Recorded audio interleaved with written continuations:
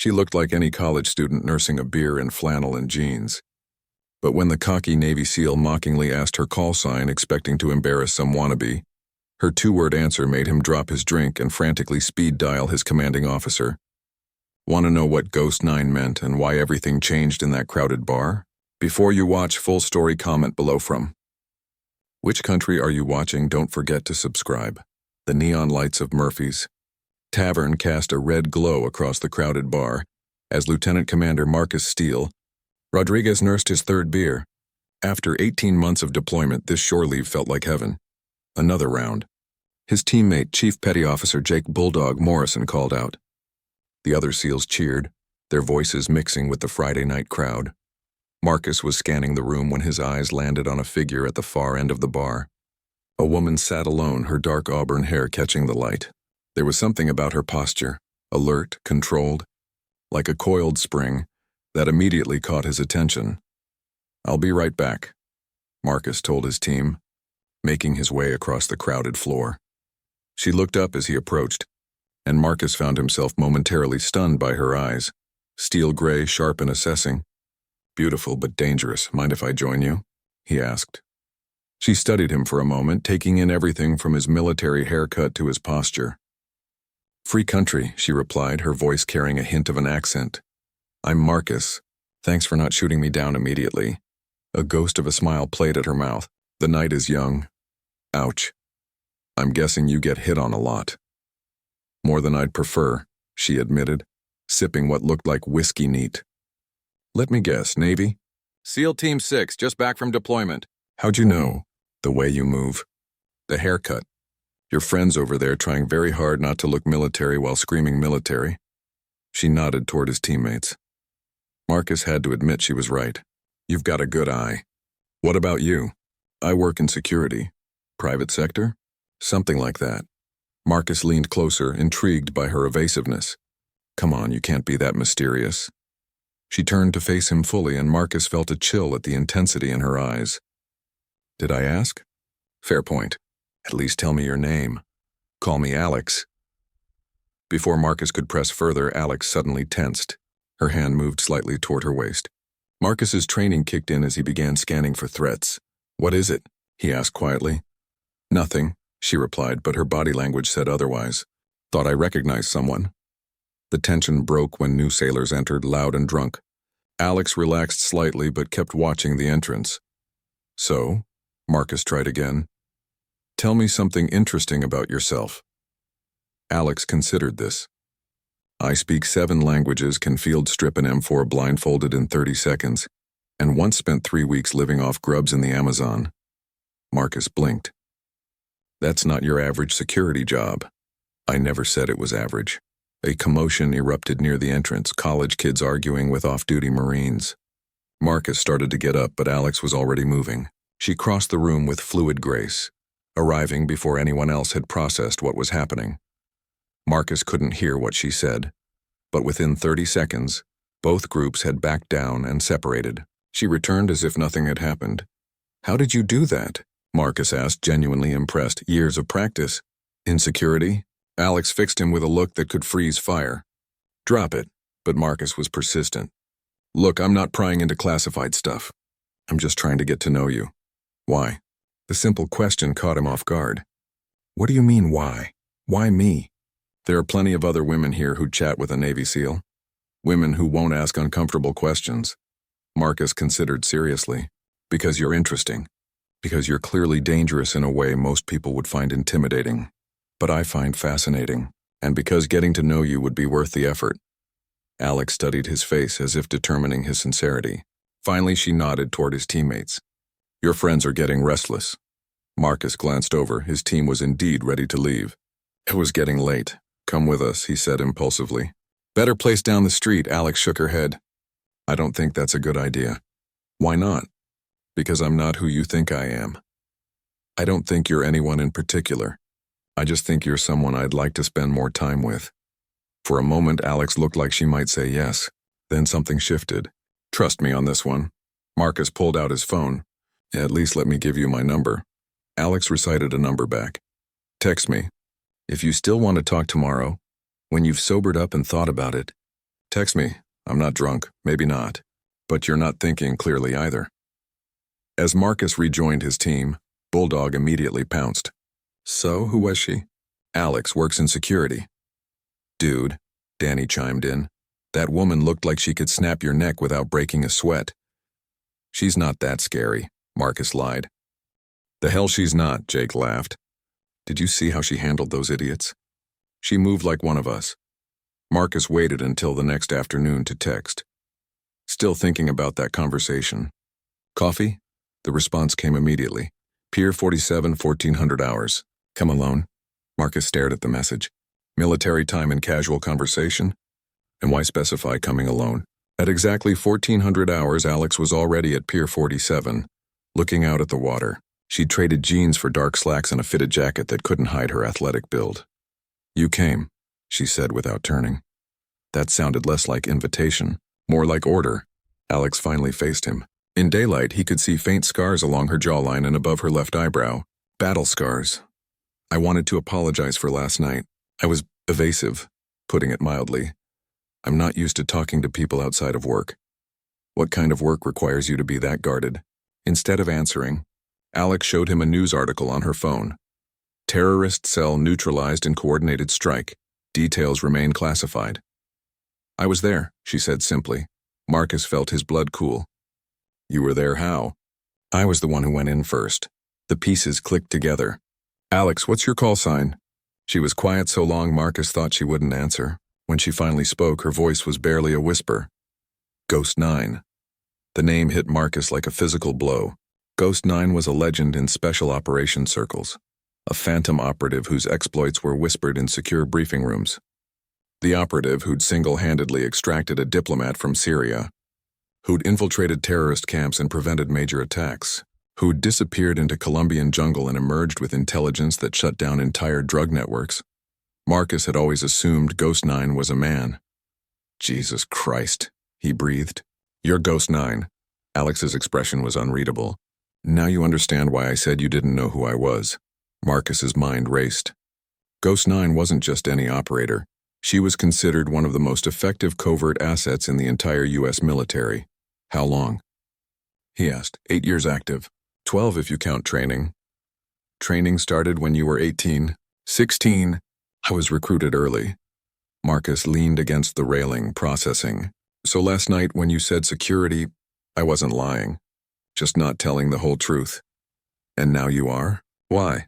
Alex watched a seagull dive for fish.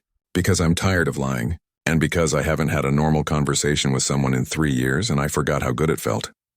Is Alex even your real name? Alexandra. Alexandra Reeves, Marcus nodded slowly. So Alexandra Reeves, Ghost 9, most dangerous woman I've ever met. Want to get that coffee now? For the first time since he'd met her, Alex laughed. A real laugh, surprised and genuine. You're taking this remarkably well. Are you kidding? Do you know how cool this is? I'm having coffee with a legend. They walked to a nearby cafe, now that he knew what she was. Marcus could see the signs everywhere. How she chose a seat with her back to the wall, clear sight lines to exits, the subtle bulge suggesting a concealed weapon. So, Marcus said after they'd ordered, 11 languages, fluently, conversational in 6 others, the Amazon thing, training exercise, 3 weeks, minimal supplies, had to navigate to 7 checkpoints and extract intel without being detected. Did you succeed? Alex's smile was predatory. Got all 7 pieces and was never detected.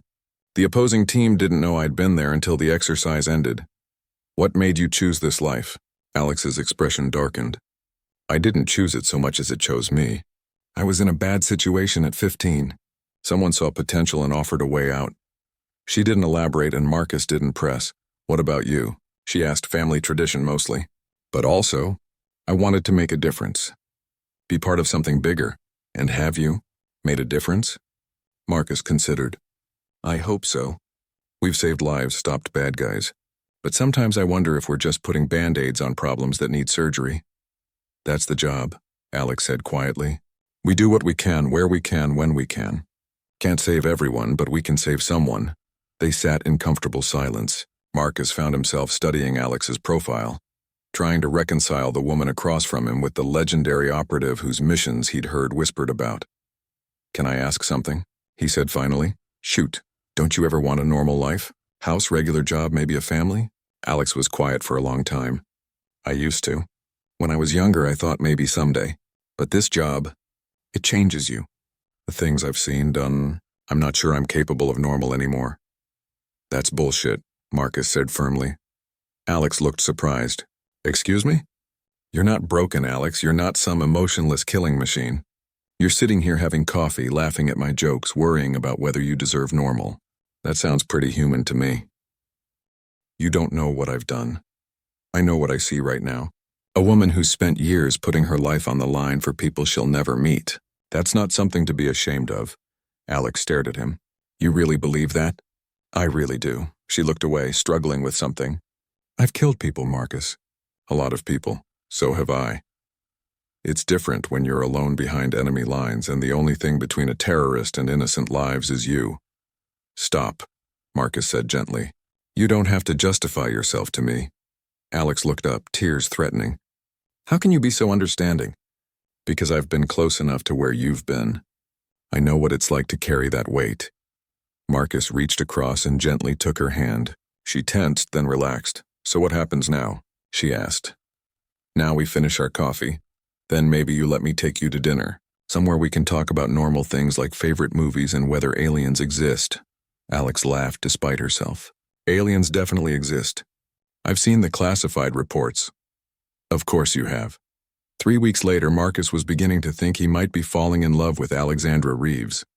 Not Ghost 9 the legend, but Alex, the woman who knew 17 ways to kill with a paperclip but cried at sad movies, which was why he was unprepared for what happened at Murphy's Tavern on a rainy Thursday night. They were sharing appetizers when Marcus noticed a man at the bar watching them. Tall, well-built military posture. What concerned Marcus was the intensity of his stare and how he kept checking his phone. "Alex," Marcus said quietly. "I know," she replied without looking up. 20 minutes. 2 more just came in by the window. Marcus glanced casually. 2 more men trying very hard to look casual. "Friends of yours?" "Doubtful." Alex's hand moved toward her waist. "Excuse me." She walked toward the bathroom but took a route giving her a clear view of all 3 men. As she passed the one at the bar, she stumbled slightly, bumping into him. "Sorry," she said with a bright smile. When she returned, her entire demeanor had changed. The relaxed woman sharing nachos was gone, replaced by Ghost 9. "We need to leave," she said quietly, pulling out her phone. "Now, what's wrong?" "They're not here for me. They're here for you." Marcus's phone buzzed with an urgent text from his team leader. "Package compromised. All personnel RTB immediately. Code black, highest alert. Immediate threat to team members. How did you—" "Russian accent, FSB tattoo, and a photo of you on his phone," Alex said, typing rapidly. "This isn't coincidence." Marcus's training took over as Alex connected with someone. Ghost 9 requesting immediate backup. 3 hostiles, potentially more outside. Civilian asset at risk. She paused, listening. "Understood." "ETA," she hung up. "Help is coming, but we need to keep you alive for 10 minutes. Why would Russians want me? Your last deployment disrupted a major arms deal. Same deal that killed 6 Russian advisors when their Syrian friends got sloppy. Someone wants payback." The man at the bar was moving toward them. The 2 by the window were also standing. "Bathroom," Alex said. "Now, stay behind me." They moved together, but the man was intercepting them, his hand moving inside his jacket. What happened next took 5 seconds, but would replay in Marcus's mind forever. Alex suddenly accelerated, closing distance before he could fully draw his weapon. Her hand shot out, striking his throat while simultaneously taking his gun. She spun, using his body as a shield as the other 2 moved. "Gun!"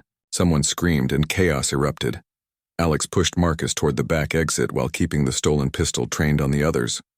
"Move!" They burst through the emergency exit into the alley, but 3 more men were waiting with automatic weapons.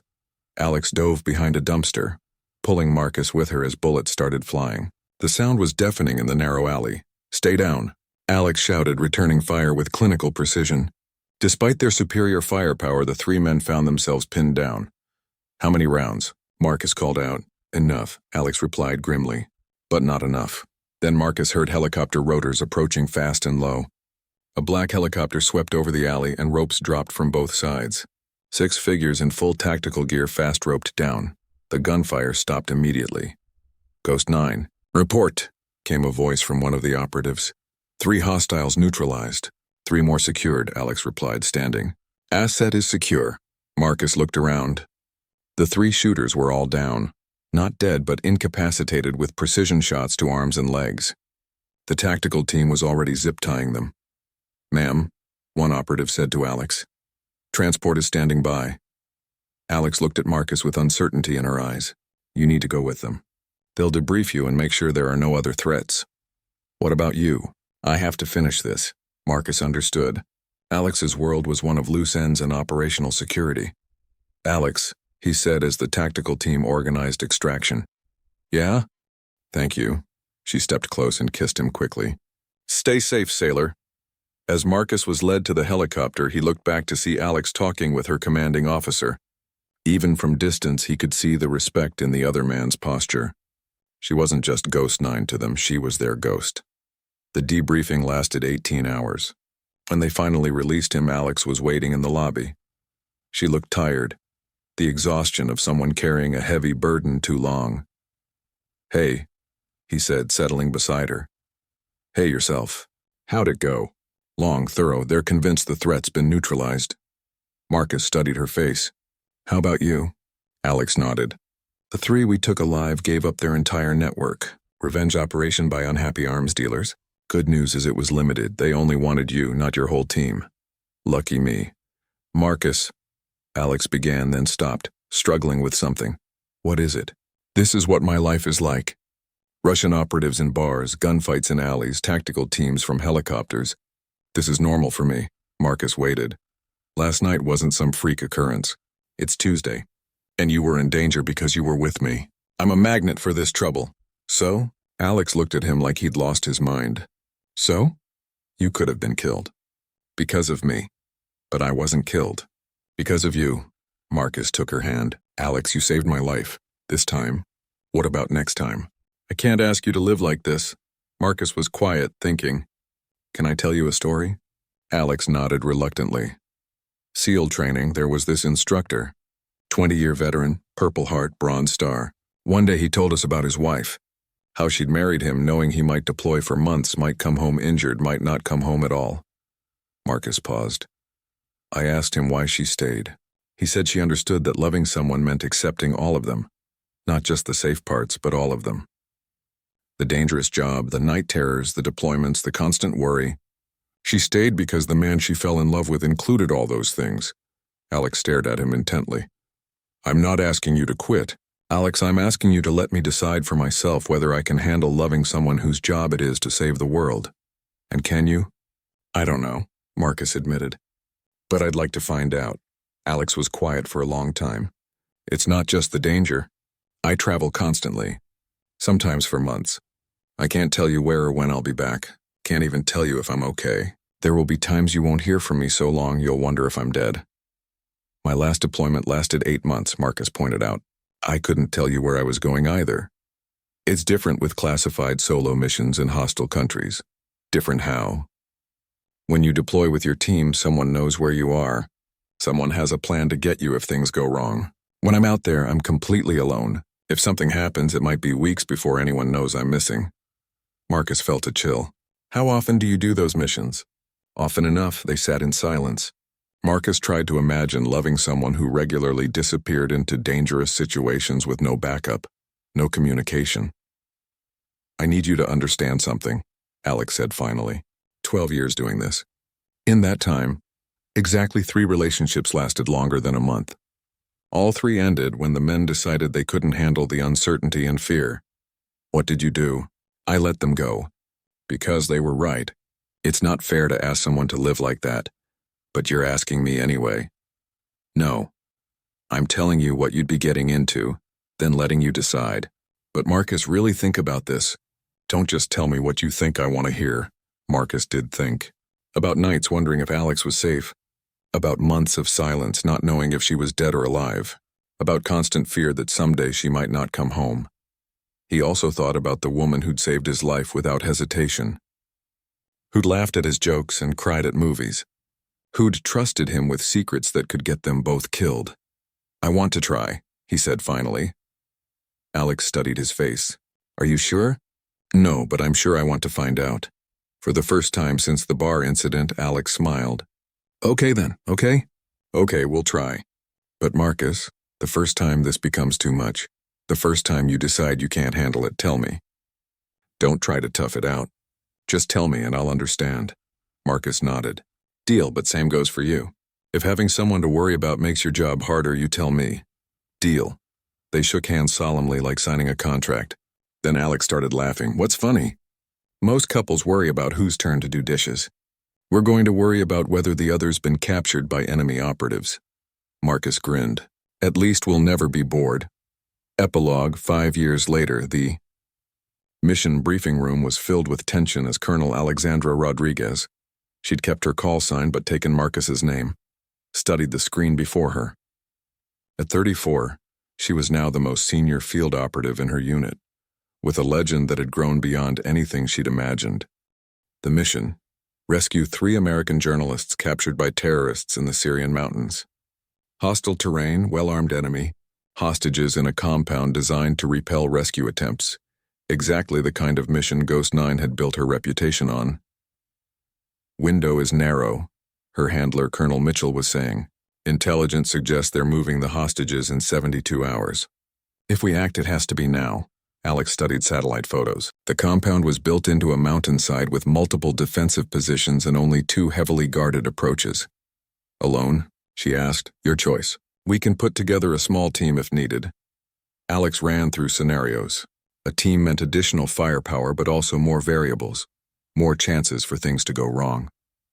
In this terrain, stealth would be more valuable than firepower. "Alone. But I want full communication support and extraction standing by." "Done. When do you leave?" "Tonight." As others filed out, Colonel Mitchell approached privately. "Ghost, can I speak with you?" Alex nodded, sensing what was coming. "How does your husband feel about these extended solo missions?" Alex had expected this question for months. As she'd risen through ranks, missions had become more complex, more dangerous. The radio silence periods were getting longer. "He understands the job." "That's not what I asked." Alex sighed. "He worries." "Of course he worries. But he knows this is who I am. He married Ghost 9, not just Alexandra. And how do you feel about asking him to live with that worry?" A fair question, one Alex wrestled with constantly. "Honestly, it's getting harder. Not the missions, but having someone to come home to changes things." "More complicated how?" Alex chose words carefully. "When it was just me, I could take tactical risks that made sense. Now I think about whether an approach is worth the risk, whether Marcus can handle losing me over a mission someone else could probably complete. And I realize that's not a luxury I can afford.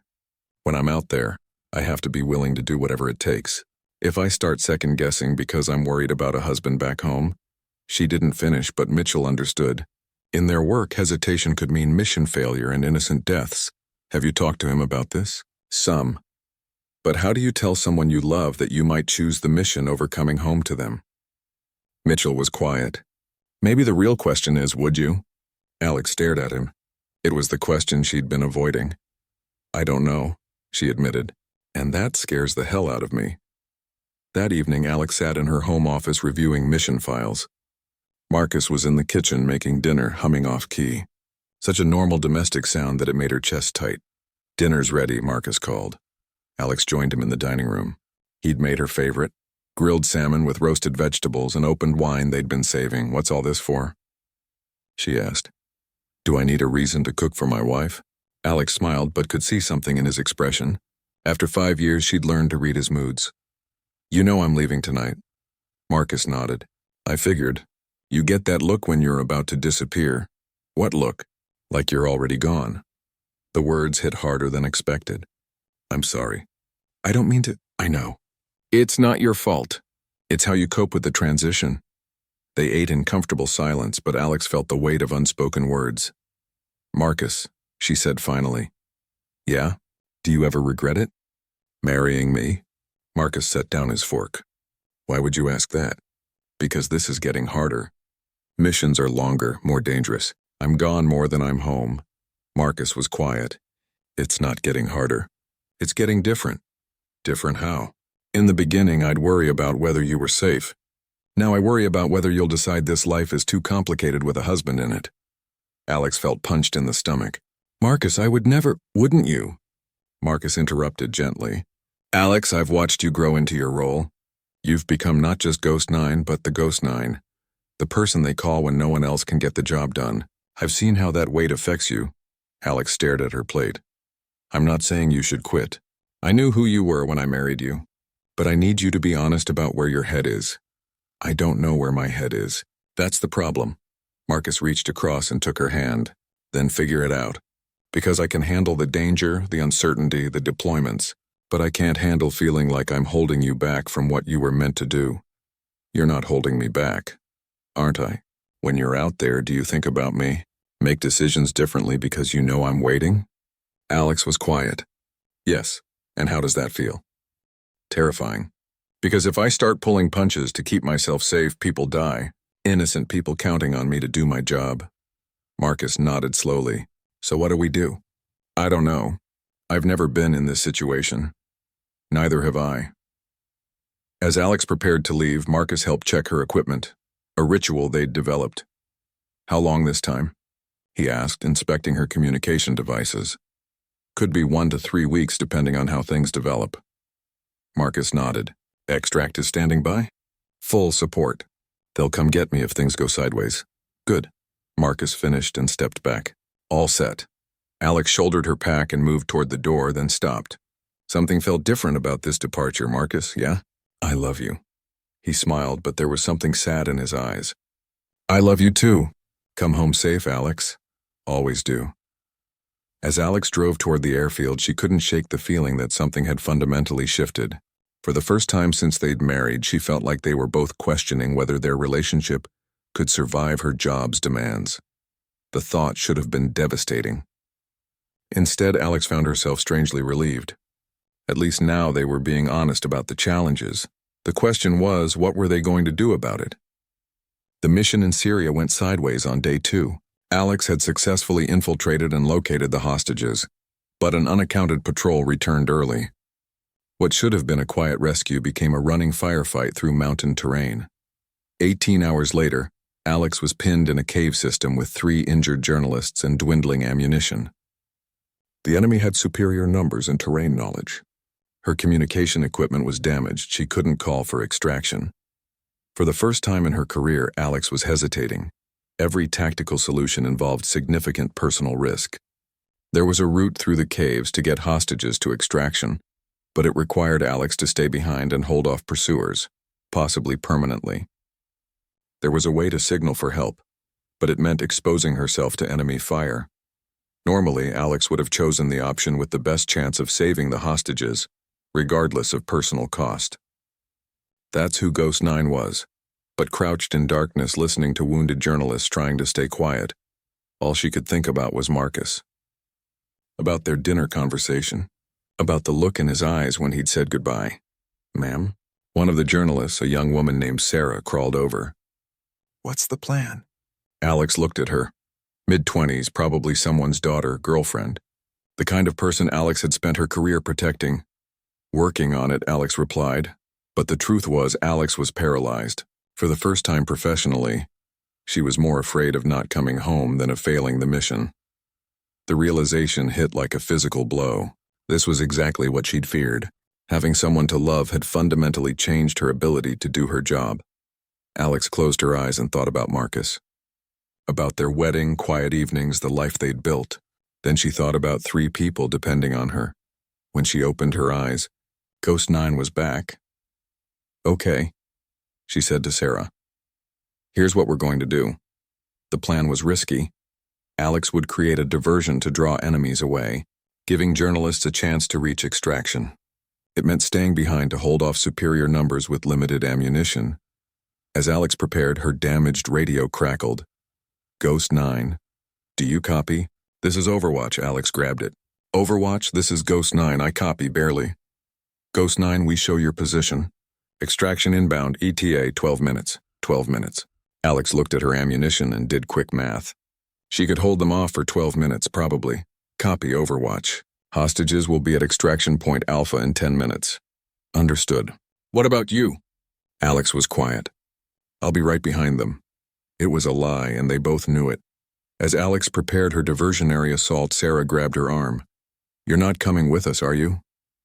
Alex met her eyes. My job is to get you out safe. That's what I'm going to do. What about your family? Alex smiled sadly. I have a husband who married Ghost 9 knowing exactly who she was. He'll understand. The diversion worked perfectly.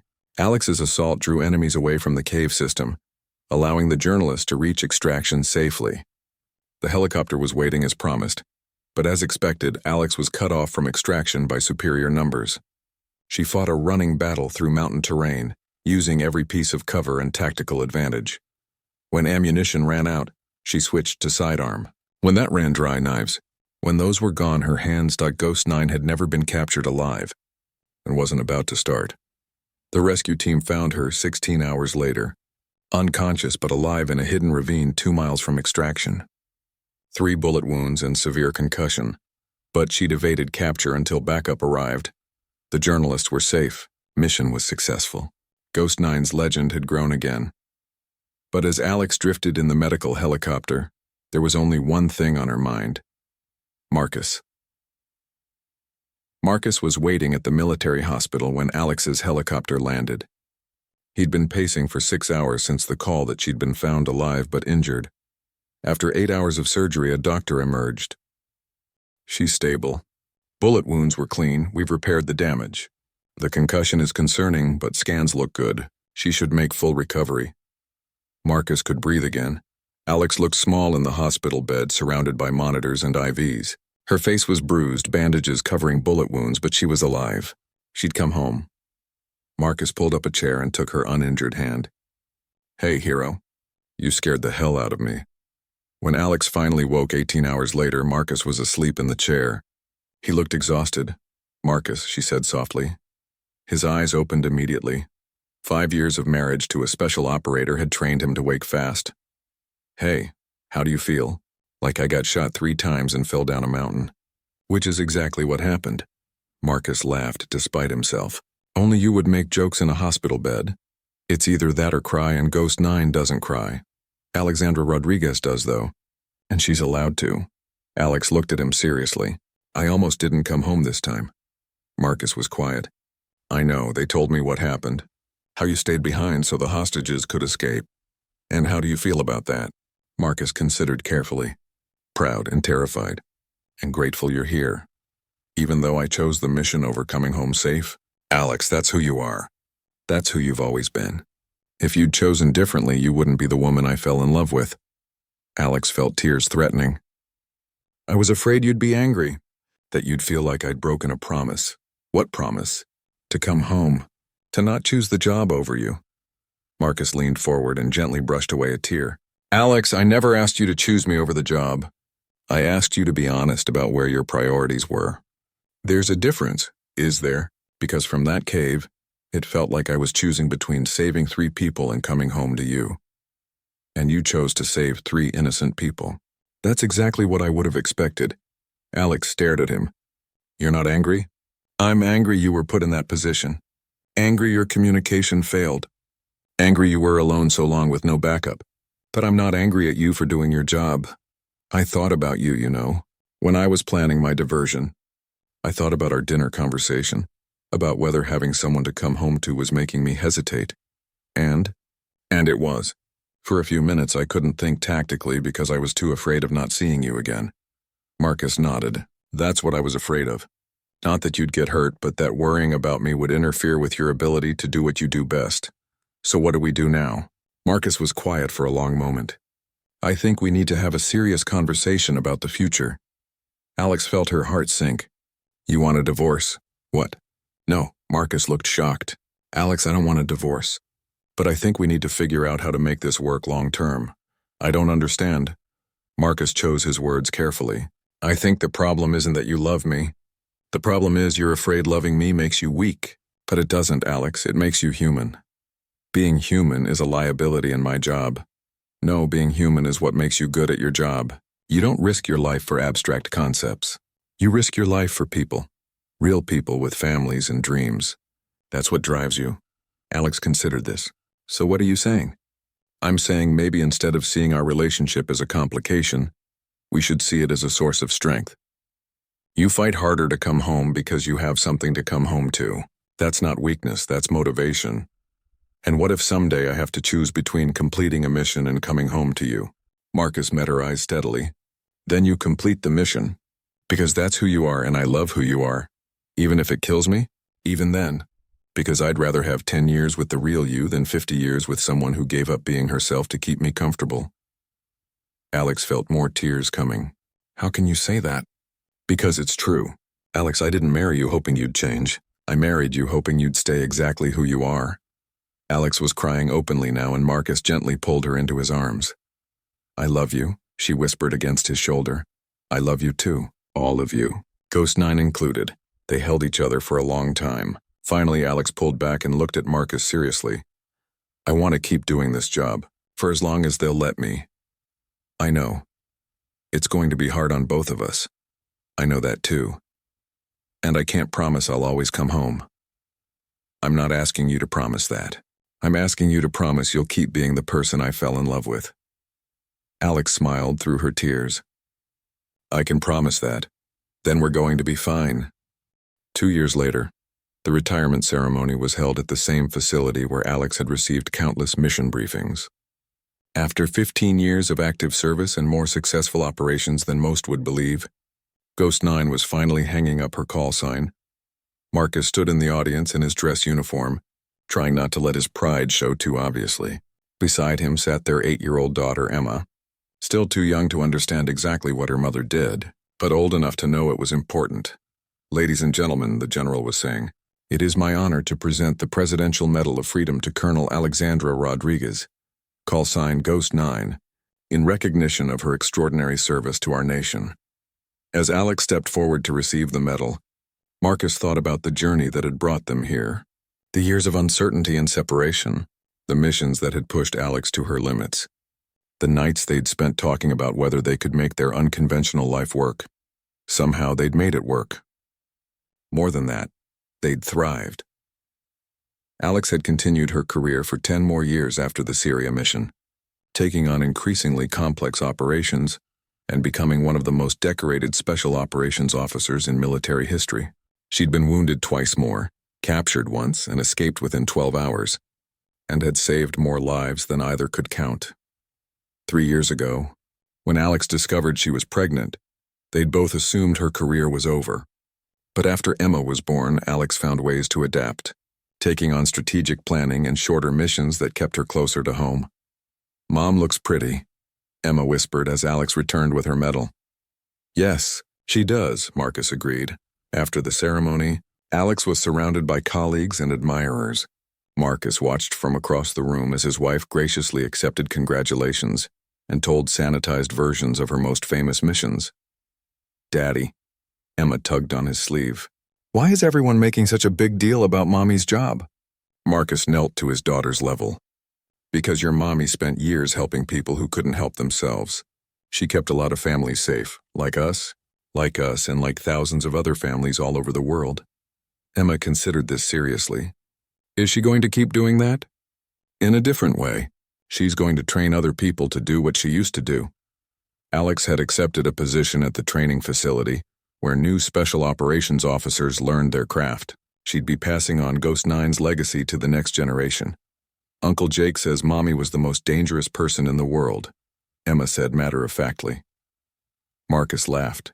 Jake had indeed said that, along with several other inappropriate comments about Alex's reputation. Your mommy is very good at her job, Marcus said diplomatically. Was. She was very good at her job, Alex corrected, appearing beside them with champagne and a juice box for Emma. How does it feel? Marcus asked. Alex considered this. Strange. Good, but strange. For the first time in 20 years, I won't be on call for emergency missions. Any regrets? None, Alex said without hesitation. I did what I set out to do. I made a difference. Now it's time for someone else to carry the torch. And time for us to have a normal life? Marcus asked hopefully. Alex grinned. Define normal. I'm still going to be training people to jump out of planes and infiltrate enemy compounds. Right. Our version of normal. Then, as they prepared to head home, Marcus reflected on how their definition of normal had evolved. Normal would always include security briefings and classified information, and occasional visits from officials who couldn't officially acknowledge what Alex had done. But it would also include family dinners and homework help and parent-teacher conferences, vacations without fake passports and extraction plans, growing old together without wondering whether one might not come home. "Ready to go home?" Alex asked, taking Emma's hand. "More than ready," Marcus replied. As they walked out into the evening air, Emma skipping between her parents, Marcus thought about the young SEAL who had approached a mysterious woman in a bar 17 years ago. That man could never have imagined the life they'd built. The challenges overcome, the love found, the family created. It hadn't been easy. It had been dangerous and uncertain and sometimes heartbreaking. But it had been theirs. "Daddy," Emma said as they reached their car, "will you tell me a story when we get home?" "What kind of story?" Emma grinned mischievously, reminding Marcus strongly of her mother. "The one about how you met Mommy." Marcus looked at Alex, who was smiling softly. "I think we can manage that." "The real story," Emma insisted. "Not the boring version."